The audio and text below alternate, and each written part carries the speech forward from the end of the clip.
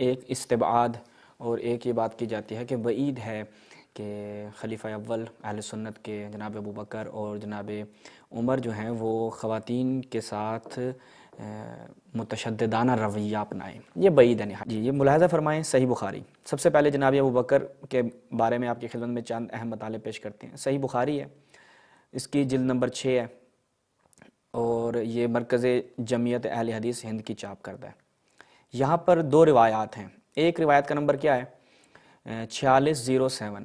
اس روایت میں ہم جب جاتے ہیں تو یہاں پر دیکھیں کہ ان کی نفسیات کیا تھی، یعنی یہ لوگ اپنے گھر کی خواتین کے اوپر ہاتھ اٹھانے سے گریزہ نہیں کرتے تھے۔ اچھا جی، یہ ملاحظہ فرمائیں کہ ہم سے اسماعیل بن ابی اویس نے بیان کیا، انہوں نے کہا کہ مجھ سے امام مالک نے بیان کیا، چلتے ہیں۔ نبی کریم صلی اللہ علیہ وآلہ وسلم کی زوجہ مطہرہ حضرت عائشہ نے بیان کیا کہ ایک سفر میں ہم رسول اللہ کے ساتھ روانہ ہوئے، جب ہم مقام بیدا یا ذات الجیش تک پہنچے تو میرا ہار گم ہو گیا، اس لیے رسول اللہ نے اسے تلاش کروانے کے لیے وہیں قیام کیا اور صحابہ نے بھی آپ کے ساتھ قیام کیا۔ وہاں کہیں پانی نہیں تھا اور صحابہ کے ساتھ بھی پانی نہیں تھا۔ لوگ ابو بکر صدیق کے پاس آئے اور کہنے لگے ملاحظہ نہیں فرماتے عائشہ نے کیا کر رکھا ہے اور حضور کو یہیں ٹھہرا لیا اور ہم بھی حالانکہ یہیں پہ رہ گئے ہیں، جبکہ یہاں پر کہیں پر پانی موجود نہیں ہے اور نہ ہی کسی کے پاس پانی ہے۔ حضرت ابو بکر میرے یہاں آئے، جناب عائشہ کیا کہہ رہی ہیں، وہ میرے یہاں آئے۔ اب وہ آپ نے ایک صورتحال، وہ جو اس وقت کا آپ ایک سکیچ اپنے ذہن میں بنائیں، کیا ہے جی کہ حضور اکرم کا سر مبارک میری ران پر تھا اور وہ سو رہے تھے، یعنی رسول اللہ اپنا سر رکھ کر میری ران پر سو رہے تھے اور کہنے لگے تم نے حضرت کو، اب جناب ابو بکر جو ہیں وہ کس کے پاس آئے، اسی مقام پر آتے ہیں، سب کو روک لیا ہے حالانکہ یہاں کہیں پانی نہیں ہے۔ اچھا جی، اس کے بعد کیا کہتے ہیں، اور نہ ہی کسی کے ساتھ پانی ہے۔ حضرت عائشہ نے بیان کیا کہ ابو بکر صدیق مجھ پر بہت خفا ہوئے اور جو اللہ کو منظور تھا مجھے کہا سنا، یعنی جو انہوں نے کہا وہ الفاظ ایسے تھے جو انہوں نے اللہ پہ ڈال دیے کہ اللہ کو جو منظور تھا انہوں نے مجھے کہا سنا اور ہاتھ سے میری کونکھ میں کچوکے لگائے۔ ٹھیک ہے، یہ کچوکے آپ یہ کہہ لیں کہ چوکے چھکے ٹائپ ایک لفظ ہے کہ یعنی ایک تشدد کیا ان کے ساتھ۔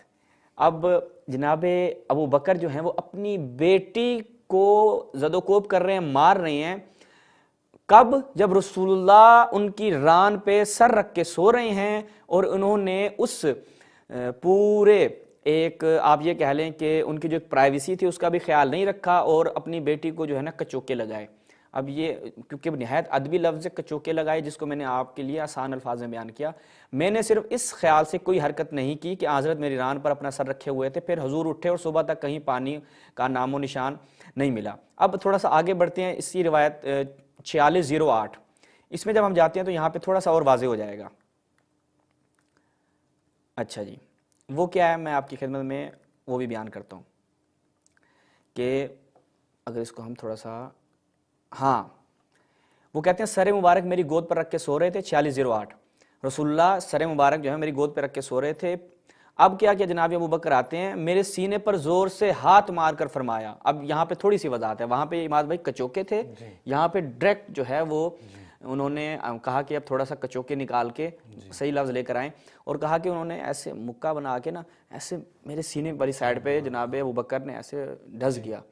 ٹھیک ہے، اب وہ مارا کہ ایک ہار کے لیے تم نے حضور کو روک لیا، یعنی اپنی بیٹیوں کے ساتھ جناب ابو بکر کا یہ رویہ ہوا کرتا تھا۔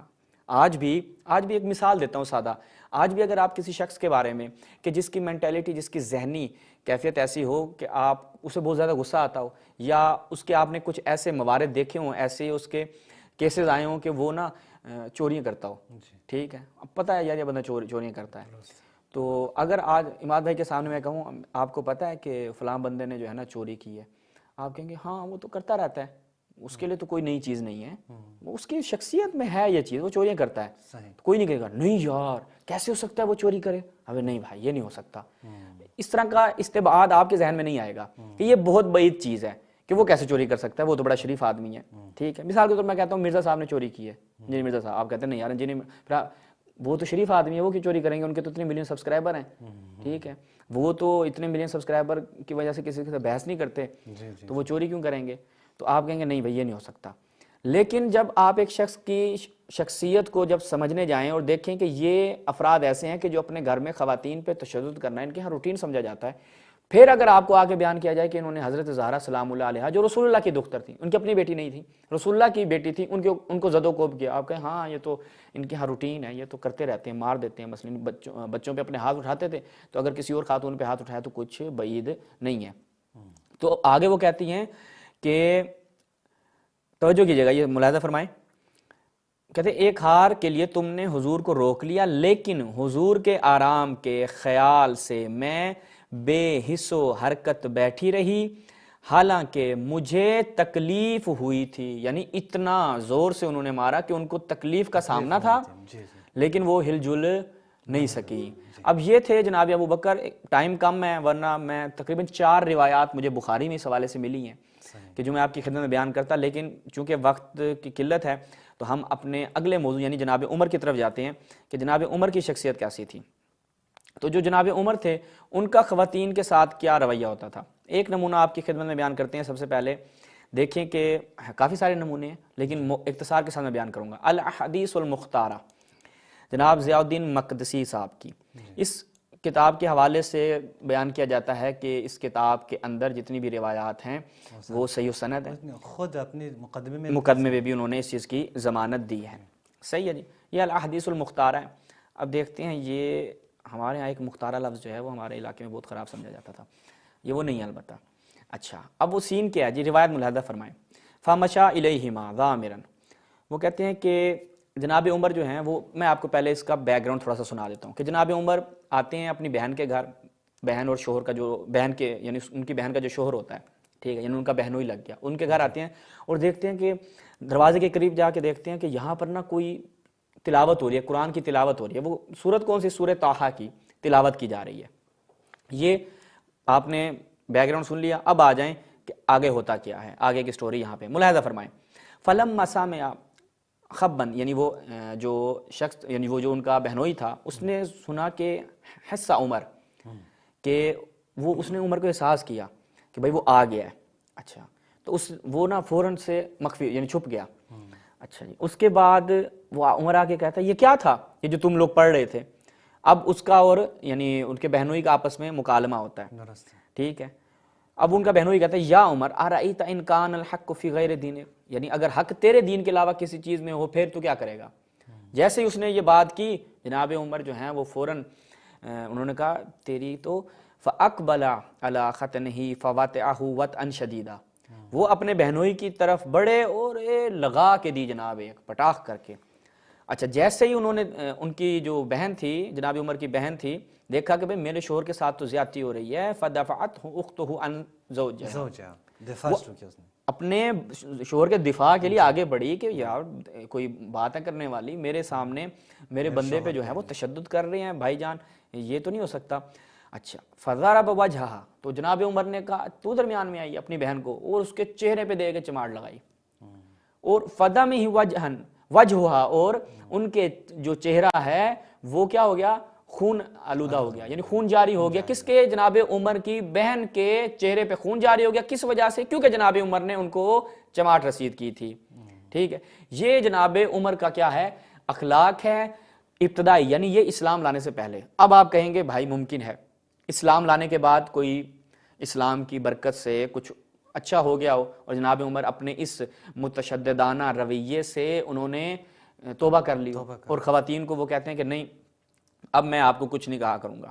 اچھا جی، اب چلتے ہیں اگلی روایت دیکھ لیں کہ اسلام کے بعد اور رسول اللہ کی موجودگی میں، یعنی جالب بات یہ ہے، جذاب بات یہ ہے کہ رسول اللہ کی موجودگی میں ان کا ایک درہ بڑا مشہور ہوتا تھا، ایک کوڑا، وہ کوڑا کہتے ہیں نا، جی جی جی، درہ، تازیانہ کہہ لیں، کوڑے مارنا ہے.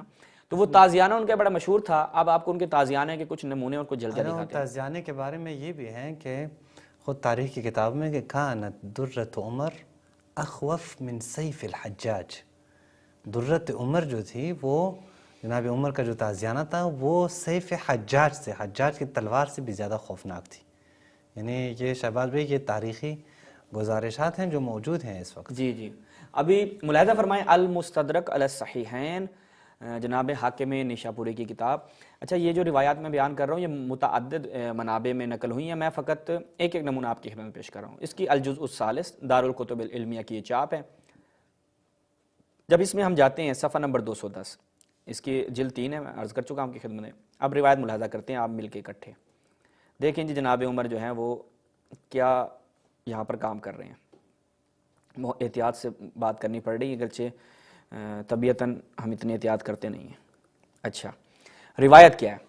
روایت کچھ یوں ہے کہ ابن عباس سے ہے، قال لما مات عثمان ابن مدعون، کہ جب عثمان ابن مدعون جو ہے وہ جو صحابی تھے، جو بہت ہی جلیل ہاں بہت ہی جلیل القدر صحابی تھے، لما مات جب وہ کیا ہے وفات پا گئے، تو ایک خاتون کہتی ہے ہنی لک الجنہ یا عثمان ابن مظعون، کہ اے عثمان ابن مظعون آپ کو جنت جو ہے وہ مبارک ہو۔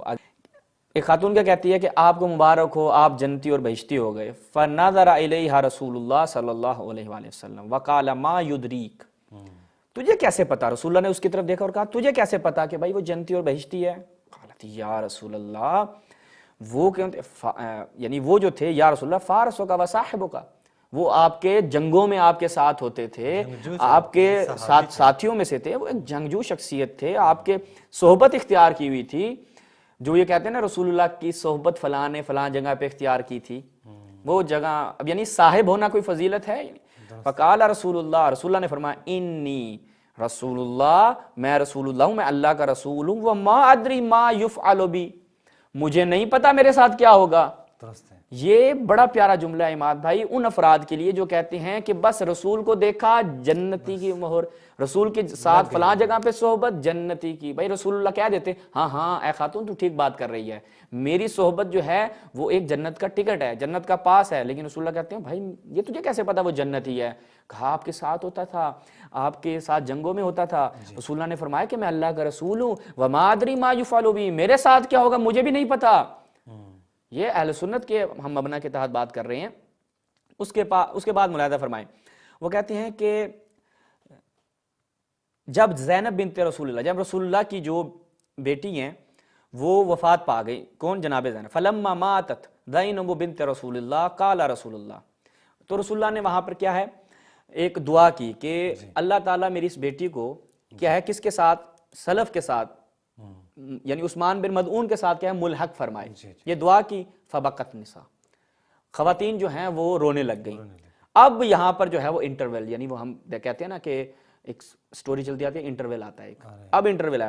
فجعل عمر یضربہن بصوتہ، کہ جناب عمر نے کیا کیا اپنے کوڑے کے ساتھ، اپنے تازیانے کے ساتھ خواتین پہ ظلم کیا اور ان کو زد و کوب کیا۔ تو یہ ایک دوسرا نمونہ تھا جو آپ کی خدمت میں بیان کیا۔ اب مزید آگے اور بھی نمونے ہیں ہمارے پاس، بڑا جالب نمونہ ہے ایک بہت زبردست، اگر کہتے ہیں تو میں وہ بیان کر دیتا ہوں، ٹھیک ہے؟ ہاں الطبقات الکبریٰ میں ہم جاتے ہیں، دارالکتب العلمیہ کی چاپ ہے، جزء ثالث، جلدی سے بیان کرتا ہوں کیونکہ میں چاہ رہا ہوں کہ ان دو نمونوں تک پہنچ جاؤں میں جو تھوڑے سے جالب ہیں، مجھے بہت جالب لگتے ہیں، یعنی جذاب لگتے ہیں۔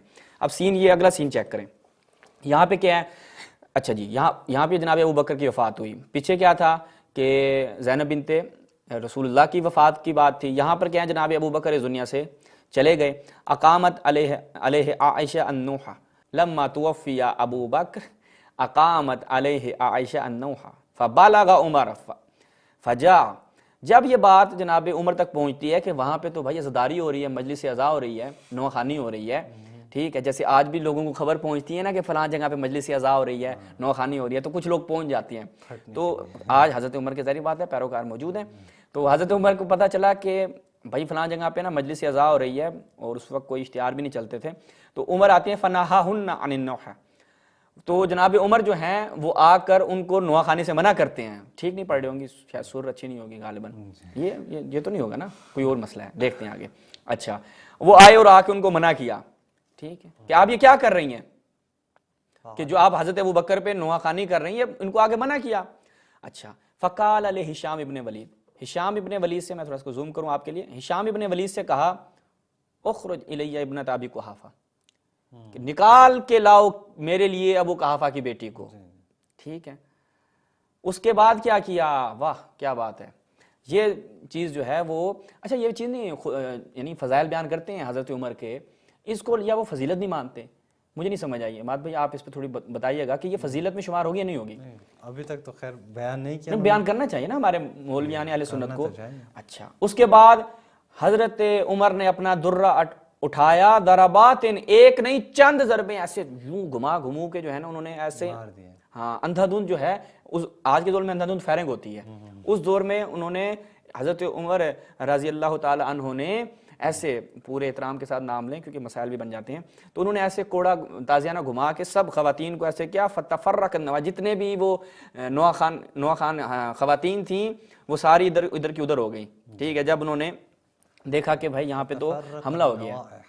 اچھا، تو حضرت عمر کہتے ہیں کہ بھائی یہ جو تم نوحہ پڑھ رہے ہو نا، اس سے حضرت ابو بکر جو ہے وہ تمہارے گری و زاری سے، نوحہ خانی سے عذاب میں آ رہے ہیں، ٹھیک ہے، اس لیے وہ منع کر رہے تھے، کیونکہ رسول اللہ نے کیا فرمایا، ان المیت یعذب ببقاء اہلہ علیہ، کیونکہ رسول اللہ نے بیان کیا تھا کہ جب کسی میت پر اس کے اہل و عیال گریہ و زاری کرتے ہیں، بکا کرتے ہیں، تو میت کے عذاب میں اضافہ ہو جاتا ہے، تو اس لیے آ کے حضرت عمر نے وہاں پر سب کو پھینٹی لگائی۔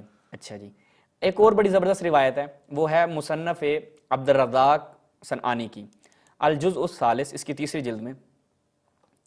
اچھا جی، یہاں پہ بھی وہی عبارت ہے کہ جناب عمر جو ہیں، ہاں یہ تھوڑی سی، ہاں یہ ہے وہ جی کہ ایک ان کی، ہاں جہاں جب لما مات خالد بن ولید اجتمع فی بیت میمونہ نساء یبکین، جب کون وفات پا گئے، خالد ابن ولید جو ہیں وفات پا گئے، تو میمونہ جو ہے وہ رسول اللہ کی زوجہ، ان کے گھر میں نا خواتین رو رہی ہیں، گریہ و زاری کر رہی ہیں۔ اب اچھا یہ سینیریو تھوڑا فرق ہے، پہلے زینب بنت رسول اللہ، پھر ابو بکر کی وفات ہوئی، اب خالد ابن ولید صاحب جو ہیں وہ فوت ہو گئے، تو خواتین جو ہیں وہ جناب میمونہ کے گھر میں جمع ہو جاتی ہیں، وہاں پر گریہ و زاری کرتی ہیں، حضرت عمر آتے ہیں اور ان کے ساتھ ابن عباس بھی ہوتے ہیں، اور ساتھ میں ایک تیسری چیز بھی ہوتی ہے، وہ کیا ہے عماد بھائی؟ تازیانہ۔ حضرت عمر کا تازیانہ جو ہے وہ ان کے ہمیشہ ساتھ ہوتا تھا۔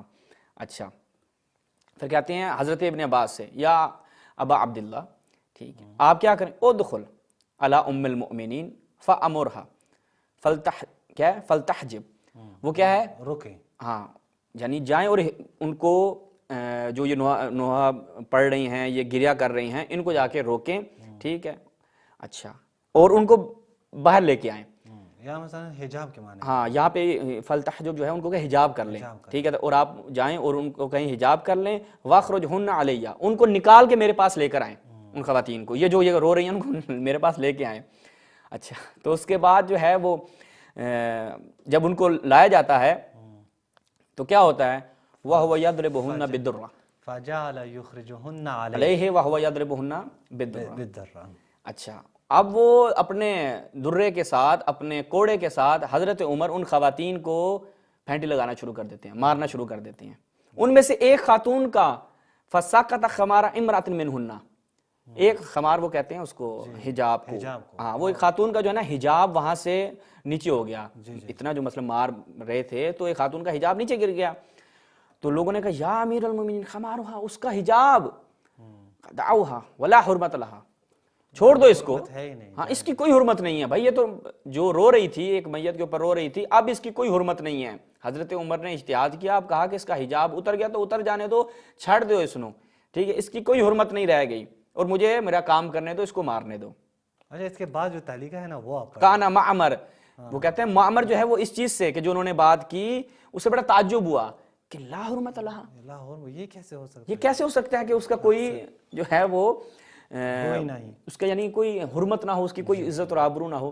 مزید روایات بھی ہیں یہاں پر، لیکن ہم یہیں پہ اختتام کرتے ہیں۔ البتہ اگرچہ بڑی زبردست روایات تھیں کہ خاتون تھی، میں زبانی بتا دیتا ہوں عماد بھائی، ایک خاتون تھی، وہ اس نے پتہ چلا کہ اس خاتون کے ساتھ یعنی اس کا کوئی برا کام جو ہے پتہ چل گیا، کس کو، جناب عمر کو، تو اس کو کہتے ہیں کہ لے کے آؤ، وہ تھوڑا حاملہ تھی اس وقت، اور کہا جاتا ہے کہ اس کو جناب عمر نے کہا کہ اس خاتون کو میرے پاس حاضر کرو۔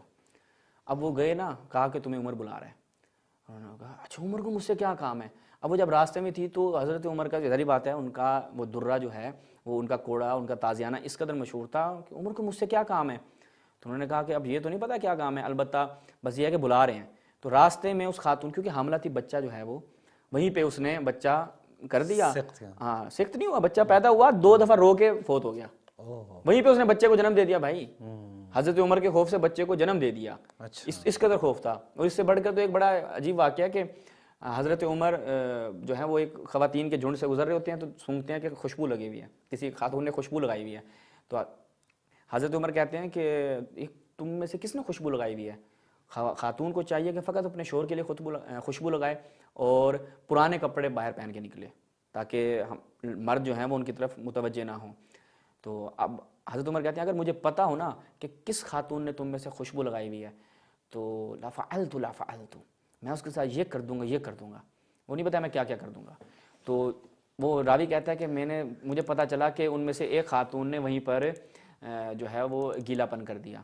یعنی کیا میں اس کے لیے تعبیر استعمال کروں, یعنی خاتون کا اس خوف سے وہیں پر, اب میں کوئی ادبی تعبیر مجھے نہیں ذہن میں آ رہی, کہ جو ہے وہ ان کا لباس گیلا ہو گیا. اب کس وجہ سے گیلا ہوا وہ آپ خود سوچ لیجیے گا کہ اگر مثلا بچے کو اگر خوف ہو کو پتہ چلے کہ آج ابو آتے ہیں تمہیں بتائیں گے, تو وہ بچہ جو ہے وہ خوف سے وہاں پر تری ڈال دیتا ہے پورے فرش پہ. تو وہ جو حساب کتاب تھا وہ اس وقت اس خاتون کے ساتھ ہوا.